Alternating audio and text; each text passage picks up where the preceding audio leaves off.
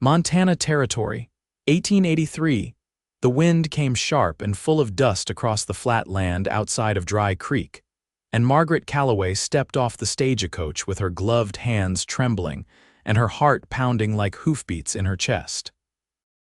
She tightened her shawl around her shoulders even though the heat pressed down hard. She was used to heat.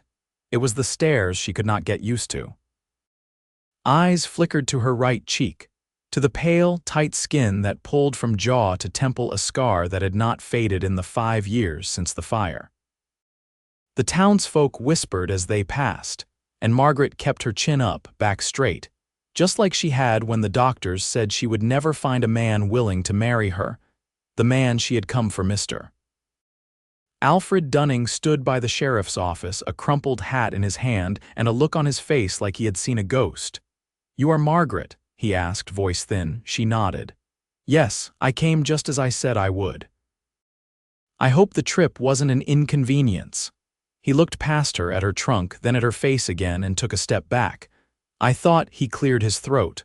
"I thought it was a smaller scar. I cannot marry you, Miss Calloway." Her breath caught. "You wrote to me," she said. "You said you wanted someone with strength." He blinked fast. I did not expect. She did not wait for him to finish. Margaret turned, walked back to her trunk, and gripped the handle hard enough to turn her knuckles white. She would not cry here, not in front of them all. The stagecoach had already pulled away, heading north. The driver had tipped his hat to her as she stepped down, but he had not lingered. She was stuck, alone, rejected before she had even taken a proper breath in this town, and then came a voice, quiet but firm. "Ma'am." "You need a place to stay." She turned. The sheriff stood near the jailhouse door, his coat dusty, badge glinting in the late sun. He had kind eyes, blue like lake water, and a roughness to his jaw like he had not shaved in a day or two. He was not young, but not old either, broad-shouldered. Weathered, steady. "I am fine," she said too quickly. His gaze did not waver. "You do not look fine. That man embarrassed you in front of the whole street, and I do not believe in leaving someone out in the dust." She hesitated. "I do not want your pity." "It is not pity," he said. "It is decency. My name is Sheriff Prescott Barnes. Folks call me Prees. Margaret Calloway." He reached for her trunk. "You can stay at the boarding house across from my office. Miss Lulu runs it. She has sense." "I have no money left. I spent it on the coach fare." "I will cover your room," he said. "And tomorrow, if you want to leave, I will help you get wherever you want to go, but tonight you will sleep under a proper roof." She hesitated again, pride battling with exhaustion. Then she nodded. The room was small but clean. Margaret sat on the edge of the bed, her trunk by her feet, and stared at her hands. Her whole body ached from the journey, but her chest hurt worst of all. A knock came at the door. She opened it to find Sheriff Barnes holding a small plate with cornbread and beans. "Miss Lulu's cook made extra," he said. "Figured you might not have eaten." "Thank you," she said, taking the plate. Their hands brushed, and she was surprised by the warmth in his touch. "If you need anything," he said, "I am just across the street." She nodded. When he turned, she watched him go. He walked like a man used to being alone. The next morning, Margaret woke before the sun. She washed her face, braided her hair, and stepped out quietly. She found the sheriff already out front, sipping coffee from a tin mug. "You sleep all right?" he asked. "Yes, thank you again. I should not have accepted your help." "You were left in the street by a man who made a promise. That is not your shame, Miss Calloway." She looked away. "He was kind in his letters. I let myself believe that he would see you for who you are," Prees finished for her. "Not just what the world sees," she swallowed. "Yes," he nodded. "You ever think about staying here anyway? Men like Dunning do not speak for all of us." She laughed bitterly. "No one would hire me. People stare." "I do not." She looked up at him. His eyes were steady. "I was not always sheriff," he said. "I was a ranch hand once, had a wife, lost her to the fever. I have not looked at a woman since." "I am not asking you to." "I know," he said. "But I am saying this. Some people carry their wounds on the outside, some carry them inside. I see yours. And I respect the way you carry them." Later that week, gossip had begun to spread. Margaret heard it in the general store, felt it in the stairs at church. The scarred bride. That poor sheriff. She is hiding something. Pries did not waver. He walked beside her down Main Street like he had chosen her for a dance. He tipped his hat to folks and smiled easy, daring anyone to say a word. One afternoon, as the sun burned low, Pries found her by the creek behind the livery. She was sitting on a rock, watching the water move over stones. "Got a letter today," he said, handing her an envelope. She opened it. Her fingers went cold. "It is from my uncle in Kansas," she said flatly. "He says I am a disgrace, that I brought shame by coming west to trap a husband." Pries crouched beside her. "You did not trap anyone. You came looking for a life." She looked at him, voice low. "Why are you being kind to me?" He hesitated, then said, "Because I see you, because I know what it is to be alone, and because I like you, Margaret." She looked down at her hands. "I like your strength," he said, "and your quiet. And the way you return every stare with dignity. I like that you did not cry when that man rejected you, although you had every right to. You do not mind how I look. I mind how people treat you. That is what angers me." She reached out, took his hand, and held it tight. That night he walked her home. Before she stepped inside, she turned to him. "Pries, if I stayed, would you really want me here?" He nodded, voice rough with something deeper than words. "I would." And for the first time since she had stepped off the coach, Margaret smiled, not politely. Not out of habit, but real and full and warm. Pries smiled back, eyes soft, voice like a vow. "Let them talk," he said. "I am not letting you go." The wind shifted in the second week of June, bringing with it the scent of pine from the slopes east of town. Margaret stood behind the boarding house with her sleeves rolled to the elbows, hanging linens on a rope line Miss Lulu had strung between two cottonwoods. Her hands worked without rush, her mind half on the sky, half on the letter she'd begun that morning but hadn't finished. Pries had stopped asking if she planned to leave. He simply showed up when he could, sometimes with a jar of peach preserves or a book from the library he claimed needed dusting. He didn't stay long, only enough to say something honest in that quiet way of his. That evening, as the sun dropped behind the ridgeline and the light turned honeyed, Margaret carried a basket of folded clothes back inside. She passed Pries standing outside the jailhouse, speaking with a man she didn't know. The stranger was tall and thin, with a rifle slung across his back and a face like weathered leather.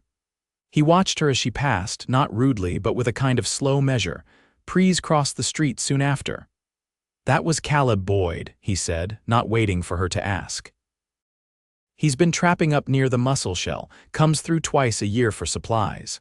She nodded, brushing a loose strand of hair from her forehead. "He looked at me like he was trying to remember something." "He lost a sister in a fire," Pries said. "Long time ago." "I think you reminded him of her." Margaret looked away. "I don't want to keep reminding people of loss." "You reminded him of someone he loved," Pries said. "That's not the same thing." She hesitated, then motioned toward the bench beneath the boarding house porch. "Will you sit a minute?" He did, resting his hat on his knee. The silence between them was easy now, shaped by the rhythm of ordinary days, the kind of silence she hadn't known in years one that didn't demand anything from her. "I found a ledger in the back of the general store," she said. "The owner said I could take it if I liked writing in it better than on scraps." "You're writing again?" he asked. "Letters I'll never send. Words I didn't say when I should have. It helps." He nodded, then looked toward the mountains. "You think you'd ever want to teach?" "We've got a schoolhouse, but the last teacher left for Helena when the mines got busy." "I never finished formal schooling," she said. "You read better than anyone I know." She picked at a chip in the bench's wood. "I'd be afraid the children would stare." "They will. But they'll listen too if you speak plain." The idea clung to her long after he left. That night she sat beneath the oil lamp with the ledger open in her lap, pen scratching slow and steady. She didn't write to her uncle this time. She wrote about the boy in the store who had asked if her face hurt when she smiled. About the way Miss Lulu had deflected the question with a story about her own crooked toe. About how Pries had looked at her afterward as if she were made of iron, not pity. The next morning she walked to the schoolhouse with Lulu, whose cousin had the key.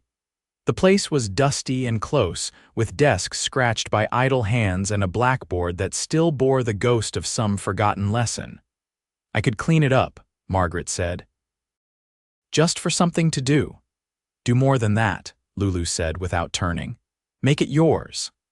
That afternoon, she caught Pries in the alley behind the livery, helping a boy lift a saddle onto a bay gelding. His sleeves were rolled, revealing a scar that ran from his wrist to the bend of his elbow.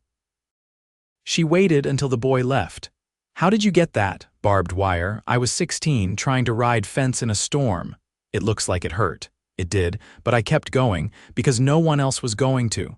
She stepped forward slow. "You don't talk much about your wife." He watched her a moment before answering. "Her name was Clara. She laughed loud, danced barefoot in the kitchen. I buried her on a cold morning and never looked back. I'm not asking you to forget her. I wouldn't want to. But I can carry her memory and make room for something new, if you want that too," she nodded. "I do." He reached for her hand then, not with force but with the steadiness she had come to expect from him. She let him take it. "Will you come to supper tomorrow?" she asked. "Lulu says I can use her kitchen." He smiled, quiet, sure. "I'll be there." That night, Margaret washed her hands with lye soap and trimmed her nails short. She spread flour on the board and began to work dough with her fingers, thinking of the way Pries had looked at her not like a man who pitied a scar, but like one who saw past it to the woman who had survived. The town still talked, but she began to notice the way their tones shifted. How the storekeeper asked her opinion on fabrics. How the blacksmith's wife offered her a jar of pickles with no pretense. How the children stopped whispering and started waving, and Pries, always nearby, never pressing, just steady, just there. By midsummer, the schoolhouse windows stood open to let in the breeze, and Margaret spent her mornings airing out the chalk dust and cataloging the few books left behind. She wore simple dresses, now practical calico and cotton, sleeves rolled just enough to keep them dry when she scrubbed the floors. The scar on her cheek no longer drew whispers inside those walls, only the occasional curious glance from a child too young to know better than to ask. Pries visited in the early evenings, sometimes leaning against the doorframe while she closed up, sometimes bringing a parcel from the post or a bit of news from the ranchers outside of town. On Sundays, they walked the ridge behind the cemetery, where the prairie rolled out toward the Judith River, golden under the sky. One afternoon, as thunderclouds gathered over the mountains, he met her at the porch of the boarding house with his hat already damp. "Got word from Fort Benton," he said. "Territorial judges coming through on his way to Helena, stops here overnight." She didn't answer right away. The rain had started to fall soft, tapping across the roof. "He's agreed to marry us if we're certain," Pries added. Margaret looked out at the street where the dust turned dark beneath the drops. "You'd marry me with so little warning." "I've had months to be sure," he said. "But it only matters if you've had time too." She reached for the doorframe to steady herself. "I didn't expect it to feel like this." "Like what?" "Quiet, no fear, no rush, just stillness," Pries nodded. "That's how I knew." They married the next evening in the parlor of the boarding house, a Bible between them and Miss Lulu standing as witness. The judge wore a travel-worn coat and read the vows with a clear, steady voice. Margaret's hands didn't tremble when she placed them in Pries's. His thumb brushed the base of her wrist, and she felt the world settle. Later, after the judge had ridden on and the parlor sat empty, Pries turned to her as though seeing something new. "You want to come home?" She nodded once. "I do." His cabin stood west of Dry Creek, tucked behind a windbreak of cottonwoods near a shallow bend in the river. The walls were rough-cut pine, the roof pitched to shed snow. Inside, it was one room with shelves he'd built himself and a bed tucked behind a blue calico curtain. Margaret ran her hand along the edge of the table where the grain rose like ridges. "You built this. Every bit," he said. "Took me 3 winters. It's solid." He set her trunk gently near the wall. "So are you." That night the rain returned, heavier now, lashing the windows. They lay side by side beneath the quilt, not touching yet, just breathing in the same quiet air. The thunder was distant, but the wind pressed hard against the walls. "Did you ever think your life would look like this?" she asked softly. "No," he said, "but I hoped it might." She turned toward him, the dark hiding nothing between them. "I don't know how to be a wife." "You already are," he said. "You came to this place, you stayed, you chose me." She watched his face as the lightning lit it for a moment, lined, steady, nothing uncertain. "I used to think I'd always be alone," she whispered. "Not just unmarried, unseen." "You're seen now," he said. "Every part." She reached for him then, slow, not out of urgency but belonging. His arms were warm around her, his breath steady against her neck. There was no fire in it, no desperate hunger, just peace. Like settling into place after a long journey, in the weeks that followed, Margaret moved through their days with an ease that came from knowing where each thing belonged. She tended the garden behind the house, coaxing beans and squash from the soil Pries had cleared years before. She wrote each evening, not letters now, but small stories for the children, tales of animals that spoke in riddles and rivers that remembered names. One morning, as she gathered eggs from the henhouse, Pries rode up from the southern fence-line, his shirt damp with sweat and a look in his eyes she hadn't seen before. "Found something," he said. "South pasture. You should come." She followed him past the cottonwoods and through the tall grass where the horses grazed. At the bend of the creek, a fawn lay nestled in the reeds, its leg caught in a twist of wire left by a trapper. Margaret knelt without hesitation, her hands sure. "Hold its head," she said. Pries crouched beside her, steadying the animal as she cut the wire free with his belt knife. The fawn trembled but didn't try to flee. "You've done this before," Pries said. "My father raised mules," she said. "I learned early not to flinch." The fawn limped off into the trees, leaving a trail of crushed grass behind. Pries stood and looked at her, something unspoken passing between them. "What?" she asked. "I wasn't prepared for how strong you'd be," he said. "Not just in spine and heart." She brushed her hands clean on her skirt. "I wasn't prepared for someone who'd let me be." That night they sat on the porch, her feet tucked beneath her, his arm resting along the back of the bench. The moon rose pale over the hills and the air smelled of earth and pine. "You think they still talk about us?" she asked. "Maybe," he said, "but I stopped listening." "So did I." He reached for her hand again, worn from work, but warm, and held it in his. "Let them talk," he said. "They will, but we're still here." She leaned against him, the quiet stretching out like the land itself, wide and certain and full of life. By early August, the heat settled thick over the valley, pressing down even in the shaded places. Margaret rose earlier now, before the sun reached the windows, to prepare food that wouldn't spoil by midday. She kept a wet cloth tucked at her neckline while she worked, and Pries had begun drawing the shutters half closed to keep the house from turning into an oven by noon. One morning, as she was shelling peas on the porch, Pries returned from town with a length of oilcloth tucked under one arm and a worn satchel slung over his shoulder. His boots were dust-caked, and his eyes held the look of a man who'd gone through more than errands. "They found a boy," he said, setting the satchel down beside her. "Near the South Ridge, no name, no folks, wandered into the livery at dawn, half-starved." Margaret blinked at the weight of it. "How old?" 8, maybe 9, barefoot. "Wouldn't say a word." She stood, brushing her hands off on her apron. "Where is he now?" "In the jailhouse. Gave him bread and water, but he won't speak to anyone." "I'll go." Pries hesitated. "He doesn't trust men." "I wouldn't either if I'd been left out there." The boy was curled on a cot in the back cell, not locked in but tucked away from the sun. His hair was sun-bleached and stuck to his forehead, and his knees were scraped raw. When Margaret stepped into view, he flinched but didn't run. She crouched slow, keeping her hands in her lap. "My name's Margaret. I brought you something." She unwrapped a slice of cornbread from a cloth and set it on the bench beside her. She didn't look directly at him, just kept her voice low, as if telling a story to the walls. "I came here from Missouri. First time I'd ever seen land this wide. The first person I met turned me away." The boy didn't move. "But someone else," she continued, "offered me a place to sit." And that was the beginning of everything good. After a long while, the boy pushed off the cot and crossed to the bench. He kept his eyes low, but he took the cornbread and ate it in small, fast bites. "Do you want to stay here tonight?" she asked. "We have a room with a real bed." "No bars." He gave the smallest of nods. Pries stepped aside when she led the boy out. "What do we call him?"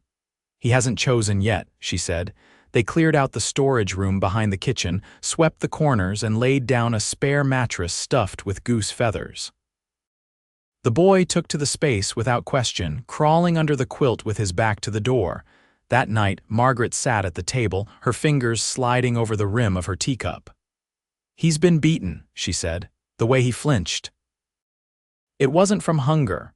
Pries's jaw tightened, but he didn't speak. She reached across and touched his wrist. "We'll keep him here," he nodded once, "if he wants it." The next week passed in slow adjustments. The boy still didn't speak, but followed Margaret from room to room, mimicking her movements like a shadow. She taught him how to peel potatoes without nicking his fingers, how to sweep in long, steady strokes. He watched everything she did with sharp, cautious eyes. Pries kept his distance at first, only nodding when the boy passed by. But one afternoon, as he repaired the latch on the shed, the boy stood beside him and handed him each nail, one at a time. When the last was hammered in, Pries handed him the hammer. The boy weighed it in his hands, then set it down without a word. That night, Margaret found Pries sitting outside, sharpening his belt knife by lantern light. "He trusts you," she said. "He hasn't said a word. Neither did I for weeks." "Not with words." Pries looked down at the blade, then back up at her. "He's not temporary, is he?" "No," she said. "He's ours now." They didn't speak of it again. There was no need. A few days later, the boy stood beside Margaret in the garden, watching her tie up the beans.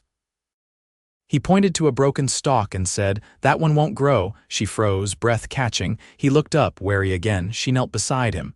"You're right. It's too far gone." He stood straighter, like her answer mattered more than the words. "What should we call you?" she asked gently. He looked back at the house, then at her. "Illy," she smiled. "Illy, that suits you." That evening, as the crickets started their song, Illy fell asleep on a folded quilt near the hearth, a wooden whistle clutched in his hand, the one Pries had carved for him that morning without a word exchanged. Margaret leaned against Pries's shoulder, her voice low. "He'll need schooling. We'll make room in the schoolhouse. I want to teach him myself." Pries looked down at her, his thumb brushing the back of her hand. "You already are." Outside, the land stretched wide and quiet, the hills soft in the dusk.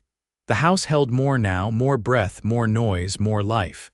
And in the stillness, Margaret felt something settle that she hadn't known she was waiting for, not just love, not just peace, a family. By September, the days shortened and the air thinned, brushing chill along the porch railings and curling under door frames. Margaret began mending Illy's shirts with longer sleeves, her fingers moving in quiet rhythm while he practiced his letters at the table. He still didn't talk much, not more than he needed, but he looked her in the eye now. And that was more than enough. Pries had taken to rising early, riding the perimeter of the property before dawn and returning with dew still clinging to his cuffs. He said little about what he saw, only that the herds were holding steady and there hadn't been new signs of trespass. Margaret noticed he left his rifle leaning closer to the door these days, but he never made a show of it. "You're watching for someone," she said one evening while she chopped onions for stew. "Someone specific." Pries leaned his shoulder against the kitchen doorframe, arms folded. "There's been word from the north." A man matching the description of Illy's father passed through Judith Gap drunk, asking after a boy. She paused, the blade still in her hand. "You think he'll come here?" Pries nodded. "Eventually. I won't let him take him. You won't have to." She set the knife down and turned toward him. "If he shows up, I want to be the one to speak to him." Pries didn't argue. "Then I'll stand beside you, but I won't speak unless I must." The man came 3 days later, riding a swayback sorrel and smelling of sweat and rot gut. He stumbled into town late, asking after a child he'd left behind somewhere between Miles City and Livingston during a string of bad debts and worse choices. When he made his way to the schoolhouse, Margaret was waiting. Ellie was not there. Pries had taken him out to the river bend with a fishing line and a promise of hush. The man squinted at her through bloodshot eyes. "You got a boy here," he said, swaying slightly. "Skinny, blonde, quiet." "I do," she answered, calm and clear. "He's mine now," he laughed, a broken sound. "Ain't how it works, miss, he's blood." Margaret stepped forward, planting herself between him and the door. "Blood doesn't feed him. It doesn't sit beside him while he learns to read. It doesn't bandage his knees or listen when he has nightmares." He reached for the door handle and she didn't flinch. "You've done damage enough," she said. "You won't do more here." Pries stepped from behind the corner then, rifle in hand but not raised. "You need to leave." The man's mouth twisted. "You're the sheriff." "I was. I'm still the law on this land. If you come back, I'll have you jailed for trespass. You won't get the boy, not now, not ever." The man looked from one to the other, then back toward the horse he'd barely tied. "He ain't worth the trouble." Margaret didn't move until the hoofbeats faded. Pries set the rifle down on the porch step and looked at her, brow drawn. "You didn't need me." "Yes, I did," she said. "Just not for words."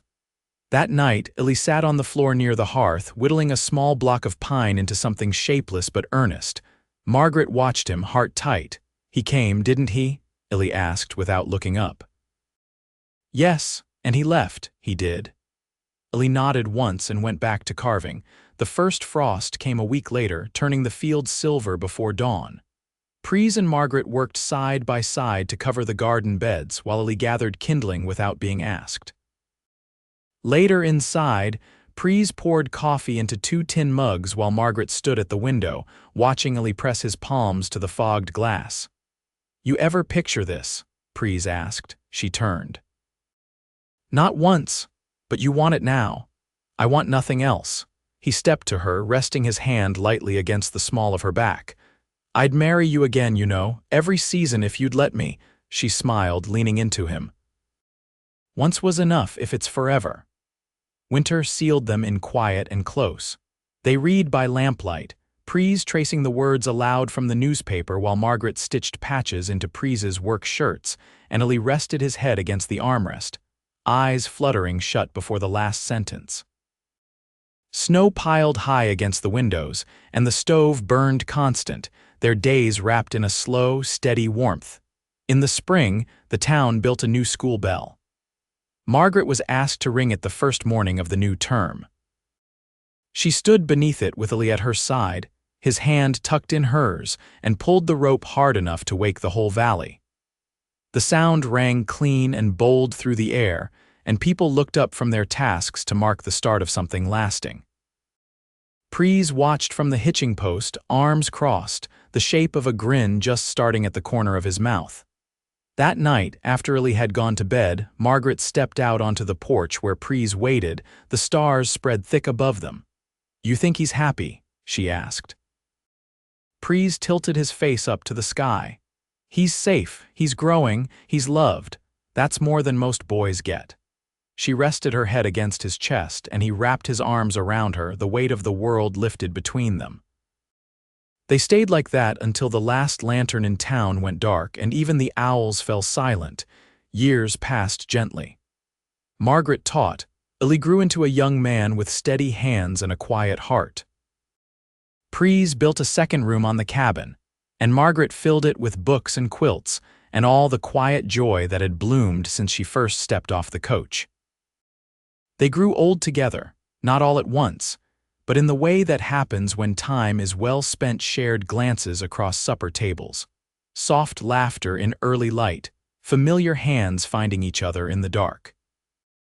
And when the wind came sharp again one spring, rattling the shutters and stirring the dust along Dry Creek's main road, Margaret stood at the porch rail and smiled.